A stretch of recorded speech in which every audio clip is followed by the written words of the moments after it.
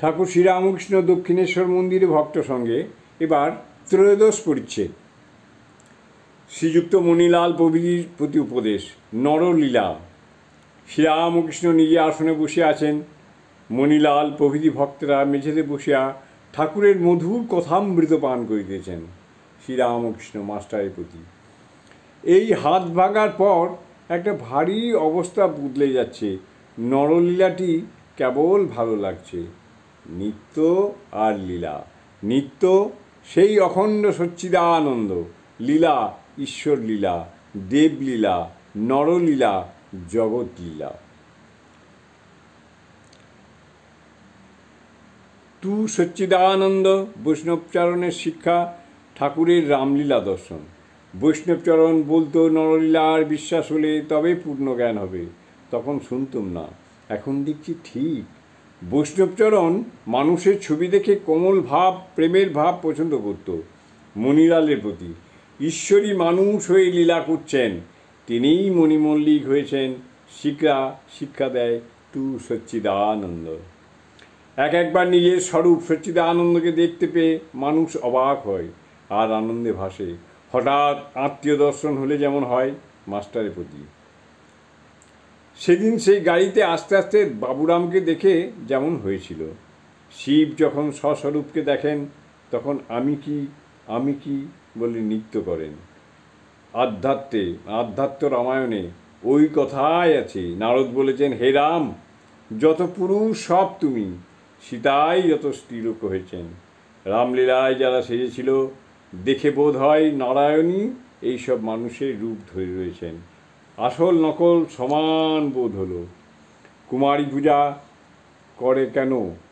সব স্ত্রীলোকই ভগবতীর এক একটি রূপ। শুদ্ধাত্মা কুমারীতে ভগবতীর বেশি প্রকাশ। কেন অসুখে ঠাকুর অধৈর্য? ঠাকুরের বালক ভক্তের অবস্থা। মাস্টারের প্রতি। কেন আমি অসুখ হলে অধৈর্য হয়? আমায় বালকের স্বভাবে রেখেছে। বালকের সব নির্ভর মার উপর। দাসীর ছেলে বাবুর ছেলের সঙ্গে কোদল করতে করতে বলে, আমি মাকে বলে দিব। রাধাবাজারে সুরেন্দ্র কর্তৃক ফটো ছবি তোলানো 1881।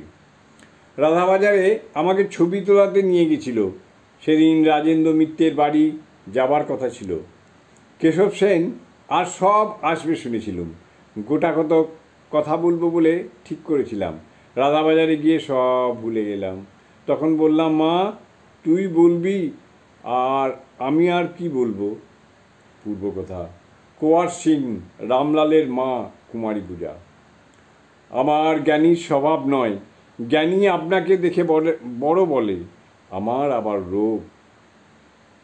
কুঁয়ার সিং বললে, তোমার এখনো দেহের জন্য ভাবনা আছে?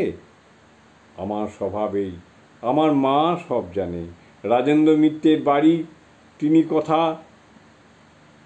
কথা করেন, সেই কথাই কথা। আমার স্বভাবেই। আমার মা সব জানে। রাজেন্দ্র মিত্রের বাড়ি তিনি কথা করেন, সেই কথাই কথায়। সরস্বতীর জ্ঞানের একটি কিরণে 1000 পণ্ডিত হয়ে যায়। ভক্তের অবস্থায়, বিজ্ঞানীর অবস্থায় রেখেছে, তাই রাখাল প্রকৃতির সঙ্গে ফচকিমি করি। জ্ঞানীর অবস্থায় রাখলে ওটি হতো না। এ অবস্থায় দেখি মাই সব হয়েছেন, সর্বত্র তাকে দেখতে পাই। কালীঘরে দেখলাম মাই হয়েছেন, দুষ্ট লোক পর্যন্ত, ভগবত পণ্ডিতের ভাই পর্যন্ত। রামলালের মাকে বকতে গিয়ে আমি পারলাম না। দেখলাম তাঁরই একটি রূপ। মাকে কুমারীর ভিতর দেখতে পাই বলে কুমারী পূজা করি। আমার মা ভক্তদের শিশিমা, পায়ে হাত বুলাইয়ে দেয়, তারপর আমি আবার নমস্কার করি। তোমরা আমার পায়ে হাত দিয়ে নমস্কার করো। হৃদে থাকলে পায়ে হাত দেয় কে? কারুকে পা ছুতে দিত না। এই অবস্থায় রেখেছে বলে নমস্কার ফিরুতে হয়। দেখো, দুষ্ট লোককে পর্যন্ত বাদ দিবার জো নাই। তুলসী শুকনো হোক, ছোট হোক, ঠাকুর সেবায় লাগবে। জয় ঠাকুর, জয় ঠাকুর।